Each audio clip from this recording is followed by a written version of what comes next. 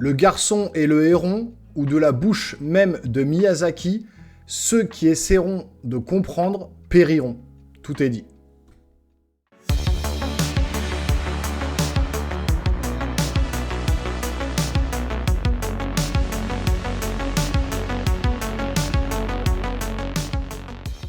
Bonjour les amis, bienvenue sur la chaîne. Je sors tout juste de la séance du film Le Garçon et le Héron, le dernier film des studios Ghibli et animé de Hayao Miyazaki, à qui on doit entre autres les excellents films, par exemple Mon voisin Totoro, juste génial, film préféré de mon fils.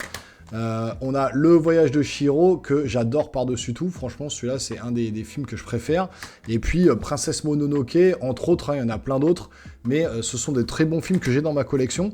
Et donc là, j'étais curieux de voir ce qu'ils allaient nous proposer. Et donc, Hayao Miyazaki, hein, qui commence à être âgé, qui à chaque fois dit que c'est son dernier film, et puis qui continue à en faire à chaque fois.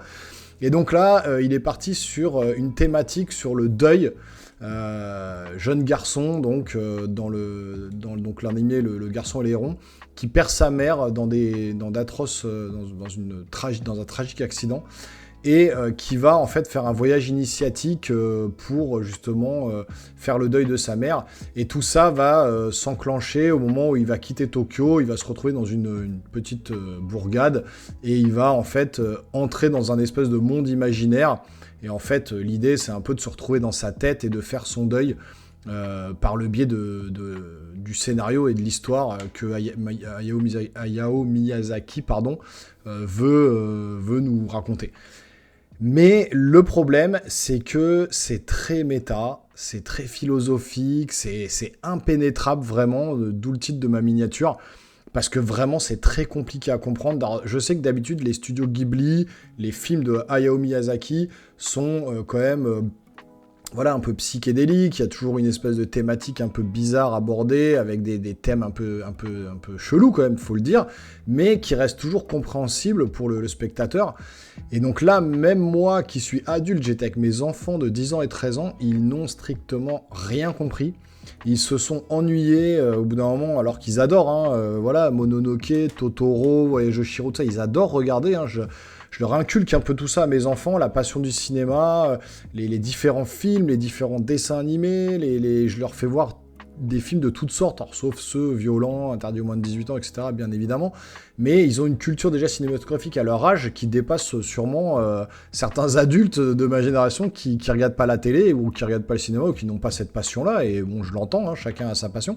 Mais donc mes gosses sont quand même très calés en cinéma, en animé, en Ghibli, etc.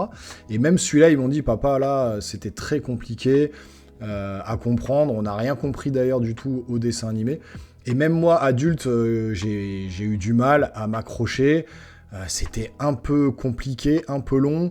Et en fait, le message qu'il veut passer, bon, on le comprend, mais il part tellement dans un délire. Et de sa propre bouche, hein, il a dit, ceux qui essaieront de comprendre périront, quoi.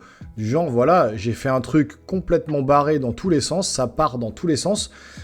Et effectivement, si vous essayez de comprendre, vous n'allez pas y arriver. Et malheureusement, on s'y perd un petit peu.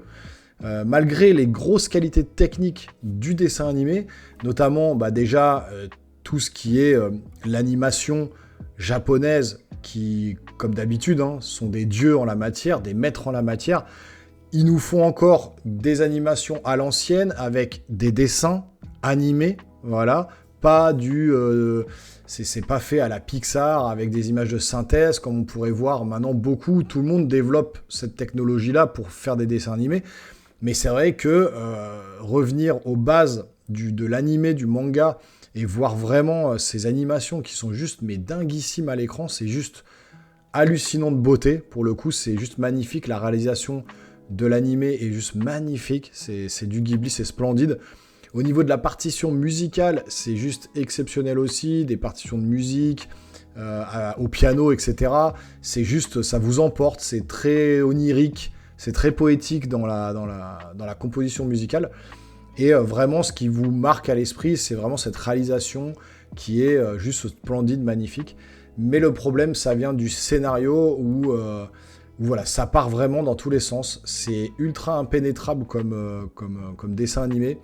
N'y allez pas forcément avec vos enfants trop jeunes parce qu'ils vont rien comprendre. Essayez de vous faire votre propre avis sur l'anime en question. Mais pour le coup, c'est pas mon Ghibli préféré. Là, on est un peu trop, enfin, il est un peu trop parti dans un truc un peu psychédélique, quoi. Ça va vraiment très très loin dans l'idée qu'il veut amener. Et du coup, ça vous perd un petit peu et par moment, vous vous ennuyez un peu.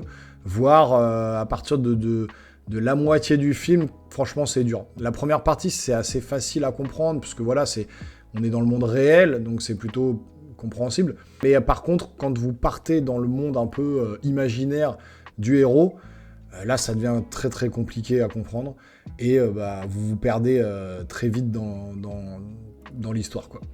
Donc voilà, pour moi, c'est un peu dommage. J'aurais aimé que ça soit un peu plus classique dans sa construction. Mais non, il a voulu partir dans un délire. C'est le choix de Miyazaki. Maintenant, j'aurais peut-être pris un choix différent pour accrocher le plus de monde possible. Parce que là, on est vraiment très... Alors peut-être que les Japonais seront plus attirés par ce genre de dessin animé. Parce que c'est leur culture, ça leur parle un peu plus. C'est très... c'est très onirique, tout ça, donc ça va peut-être plus leur parler que les Européens. En tout cas, moi qui suis fan du Japon, fan des animés, fan de tout ça, eh ben, c'est pas mon préféré. Si vous vous attendez à avoir aussi un One Piece, un DBZ, un truc très facile où c'est des combats et machin, voilà, on n'est pas du tout sur ce registre-là. Un Ghibli, vous le savez, c'est du rêve, c'est de l'onirique, c'est du truc un peu psychédélique comme ça qui est sur la plupart de ces longs métrages. Mais celui-là particulièrement plus quoi. Donc voilà, donc si vous aimez en tout cas ce genre de dessin animé en mode philosophique, en mode impénétrable, en mode où vous allez faire travailler vos méninges comme pas possible, ce film est fait pour vous. Si vous êtes plus manga ou animé en mode DBZ, One Piece, Bleach et compagnie, passez votre chemin parce que là vous allez vite vous ennuyer. Et si vous avez des enfants trop jeunes, évitez de les emmener voir ça parce que ça va. Alors ils vont peut-être comme les miens qui ont 10 et 13, hein, ils sont quand même déjà âgés, ils se sont vraiment ennuyés. Donc voilà. En tout cas, si vous avez vu le film, n'hésitez pas à me dire dans les commentaires ce que vous en avez pensé. Le petit abonnement, le petit pouce qui va bien si vous avez aimé la vidéo. Il y en a plein dans le catalogue, n'hésitez pas à aller checker la chaîne. On se retrouve très rapidement pour une prochaine vidéo les geeks. Portez-vous bien. Ciao ciao.